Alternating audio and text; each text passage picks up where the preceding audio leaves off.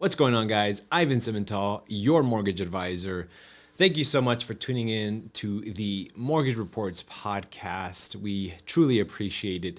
You are listening to the right episode. If you've ever wondered what are the most popular or most common questions that future homeowners ask their loan officers. So in today's episode, that is what we are going to cover, the common questions that I receive as a loan officer. But before that, please hit the like and subscribe button if we've done a great job or if we provided any type of service to you that you really enjoyed in regards to the content that we're putting out and the information that we are providing. We know that there are many, many podcasts that you could be listening to. We just wanted to say thank you so much for tuning in to this week's episode. So, without further ado, what are some of the common questions that I receive as a loan officer? So I'll go over them and then we'll tackle them each in detail. So here is a common one that I receive. How much mortgage can I afford? And this is a great question. Why? Because it can help manage expectations. So there are several things that go into this question. So we need to take a look at your income. We need to take a look at your credit. And we need to take a look at your down payment. Based on all these variables, we can determine exactly how much mortgage you can afford. But just because you can afford a mortgage doesn't mean that that's what you want or doesn't mean that that's in your best interest. So keep that in mind when a loan officer tells you, hey, you're pre-approved for $700,000 and your payment is $3,500, right? That might not be what you want your mortgage payment to be. So you'll lower that purchase price and speak to your loan officer and make sure that you tell them, hey, I want my payment to be $1,500, $2,000, $2,500, whatever you want your payment to be. Just make sure to let them know that. What do I need to qualify for a home loan? So this question is a common question that I get. What is needed for the pre-approval process or the qualification process? Well, we'll ask you for a list of documents. And in those documents, you will find your W-2, the most recent 2 years, your most recent 30 days worth of pay stubs. Sometimes we'll ask for 60 days just in case if it's a variable income that you have. We'll ask for your 2 years most recent bank statements, and we'll also ask you for your 2 years worth of tax returns. So that way it'll allow us to see exactly what your income is, what you claimed, what you deducted, and it'll give us a detailed look into your finances. On top of that, we'll also ask you for your ID and your social security card or passport will suffice as well. But all these documents are required because we take a look at them and we determine exactly how much you are pre-approved for. What is my interest rate is another common question that I get often.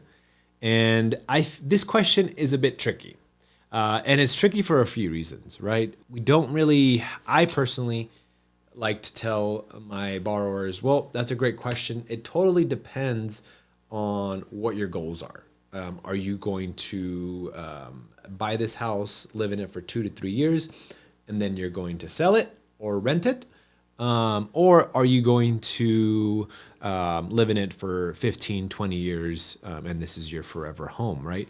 Based off of these answers, we can determine, hey, this is the best option or the best interest rate for you. Or do you need money back for closing costs? Do you need some assistance helping pay for closing costs? So there's a lot of variables that go into what is your interest rate. And that question it's fun to answer because I don't like to just say, well, your interest rate is 1% today or 2.5% or 3%, right? Because then when I pull your credit, and if your credit isn't where it's supposed to be, you're going to be disappointed when I tell you that, hey, your interest rate is X and it's gone up. So great question to ask. And it's very important as well to know what your interest rate is and what your plan is going forward. Now, that being said, another question that I do get often is, what are mortgage points? What are points in general, right? So think about points as a percentage of the loan amount. So for example, say your interest rate is at 3.5%, and you are able to lower that interest rate, but it's going to cost you some points, right? So in order to lower it, let's say a quarter, it's going to cost you 1% or 1 point. That is 1% of the loan amount. So that is, in a nutshell, what points are. At the same time, you're also able to increase your interest rate to get points back. So it goes both ways. You can buy down your interest rate, or you can get a higher interest rate to receive money back. One of the main reasons why you would get money back or receive a higher interest rate to receive money or the points back. Will I have to pay closing costs? The answer is 100% yes. Everybody has to pay closing costs. There is no way to avoid paying closing costs. Now, with that being said, there are options for you to not come out of pocket for closing costs. So I talked about increasing your interest rate so that you can receive money to pay for this closing cost. Or you can also receive a grant from the state, depending on what state you're in, to pay for this closing cost. So there are options where you can not pay for closing costs, where it doesn't physically come out of your pocket, where you can get a higher interest rate or grants or a seller credit. In some markets and in some instances, you are able to receive a seller credit for closing costs or for repairs or whatever the case may be.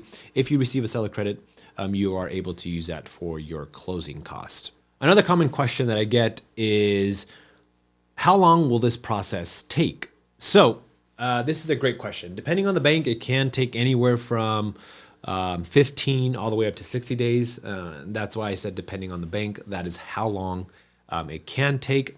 My recommendation for you would be to have your loan officer do a fully underwritten approval once you submit them all of your documents and everything they've requested from you. Have them send it to underwriting. Underwriting will then determine if income does look good and the credit looks good and your assets look good and you're great to go. The only thing that will be needed is a property to underwrite. So it makes the process faster, and it gives you that ease that you know that you are now pre-approved, right? Fully pre-approved and fully underwritten, which this is the only way to go. And especially in today's market, I would always recommend a fully underwritten approval.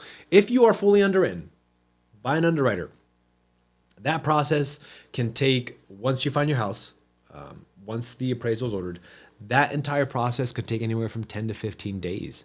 So it expedites the process, and it's really, really nice when you're submitting your offer and your real estate agent says, hey, my client is already fully underwritten from the underwriter. We can close in as little as 10 days or 15 days. So that is my recommendation, and that's typically how long it can take. Of course, you need to work with your loan officer and provide all of the documents within a timely manner so that you're able to facilitate this. Guys, thank you so much for listening to some common questions that I receive as a loan officer. If you have any questions that you'd like to ask us, leave them in the comments below. We would be more than happy to address and answer any questions, or even if you have ideas for future episodes that you'd like to listen to, please let us know. We are here for you, and thank you so much for taking the time out of your day to listen to our podcast. Thank you so much. From the Mortgage Reports, Ivan out. Thank you so much. Have a wonderful day.